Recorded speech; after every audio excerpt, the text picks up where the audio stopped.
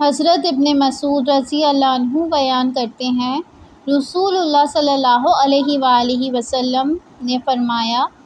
جو شخص عاشوراء کے دن اپنے اہل و عیال پر فراخی کے ساتھ خرچ کرتا ہے تو اللہ تعالیٰ پورا سال اسے فراخی عطا فرما دیتا ہے۔ سفیان ثوری رحمۃ اللہ نے فرمایا،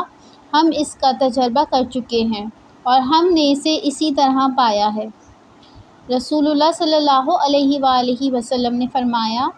جب کوئی آدمی وضو کرتا ہے، مکمل اور اچھا وضو کرتا ہے اور پھر صرف نماز کے ارادے سے مسجد میں آتا ہے تو اللہ تعالیٰ اس کی وجہ سے اس طرح خوش ہوتا ہے جیسے لوگ اس آدمی کے ظہور کے وقت خوش ہوتے ہیں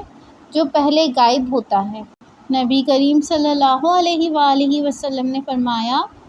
جو کوئی اللہ اور آخرت کے دن پر ایمان رکھتا ہے وہ خیر کی بات کہے یا خاموش رہے، اور جو شخص اللہ اور آخرت کے دن پر ایمان رکھتا ہے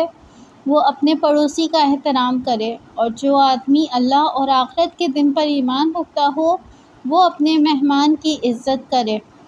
نبی صلی اللہ علیہ وآلہ وسلم نے فرمایا، نماز جنت کی کنجی ہے، نماز شیطان کا منہ کالا کرتی ہے،